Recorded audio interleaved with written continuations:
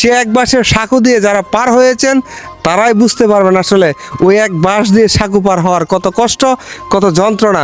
আমাদের ছোট নদী চলে বাঁকে বাঁকে, বৈশাখ মাসে তার হাঁটু জল থাকে। পার হয়ে যায় গরু, পার হয় গাড়ি, দুই দাঁড় উঁচু তার ঢালু তার পাড়ি। আসলে এই এরকম নদীকে কেন্দ্র করেই কবিতার লিখনির মাধ্যমে লিখেছিলেন।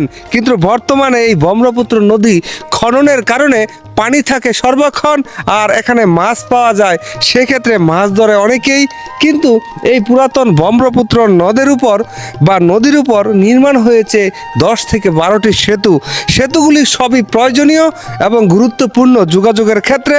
ঠিক তেমনিভাবে আসাদনগর এবং সিঙ্গুয়ার মধ্যে সংযোগ স্থাপন করার ক্ষেত্রে একটি 10 কোটি টাকা মূল্যে বাংলাদেশ ব্যাংক এবং ওয়ার্ল্ড ব্যাংকের যৌথ প্রযোজনায় উদ্যোগে এই সেতুটির নির্মাণ কাজ ইতিমধ্যেই হয়েছে সমাপ্ত। এবং দুই পাশে যেহেতু সংযোগ সড়ক এখনও নির্মাণ হয়নি, তা এখনও ব্যবহারের জন্য হয়নি উপযুক্ত। কিন্তু এখানে যেই পরিসরে যে সেতুটি নির্মাণ করা হয়েছে অত্যন্ত ব্যয়বহুল এবং খুব মজবুত একটি সেতু এখানে বাস্তবায়িত করা হয়েছে। কিন্তু দুই পাশে যদি রাস্তা না থাকে প্রশস্ত, আর যদি থাকে আঁকাবাঁকা, তাহলে কিন্তু এই সেতুর কাঙ্ক্ষিত সাফল্য আমাদের চোখে হবে না দেখা। তাই যত দ্রুত সম্ভব এই সেতুটির সংযোগ সড়কগুলো যাতে নির্মাণ করা হয়, নির্মাণ করার ফলে এই সেতুটির যে গুরুত্ব এবং প্রয়োজনীয়তা তা আমাদের মাঝে ফুটে উঠবে। আমি শামীম ব্যাপারী আপনাদের সম্মুখে বিভিন্ন তথ্য উপস্থাপন করে থাকি। ঠিক তেমনিভাবে আসাদনগর এবং সিঙ্গুয়া নির্মাণাধীন সেতুর বর্তমান অবস্থার নিচ থেকে আপনাদের কিছু তথ্য এবং দৃশ্য দেখানোর চেষ্টা করেছিলাম। আর যেহেতু উপর দিয়ে এখন যাওয়া যায় না, সেজন্য তারা এই অঞ্চলের লোকজন মিলেমিশে এখানে এই এই নদীটি যাতে পার হতে পারে অনায়াসে, সেজন্য করা হয়েছে বাঁশের একটি সেতু।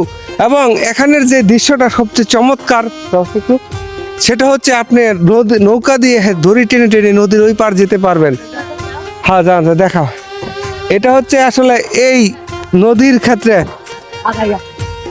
সবচেয়ে গুরুত্বপূর্ণ দৃশ্য দেখতেছেন। এই যে তারা খুব মনের খুশি আনন্দে নদী পার হয়ে যাচ্ছে, নদীর ওই পার। এটা হচ্ছে নৌকা দিয়ে যেতে পারবেন, আর এটা হচ্ছে যেটা হচ্ছে সাঁকুর মতো ছিল আর কি। তো এখানে বাঁশের ব্যবহার করেছে এক বা একাধিক। কিন্তু আমাদের হাতির দিয়ে এবং সম্মানীয় অঞ্চলে যখন সাঁকু ছিল তখন ছিল একটি বাঁশের। সে এক বাঁশের সাঁকু দিয়ে যারা পার হয়েছেন তারাই বুঝতে পারবেন আসলে ওই এক বাঁশ দিয়ে সাঁকু পার হওয়ার কত কষ্ট, কত যন্ত্রণা। সবাইকে অসংখ্য ধন্যবাদ। আমি শামীম ব্যাপারী। ভালো লাগলে অবশ্যই লাইক শেয়ার আশা করি।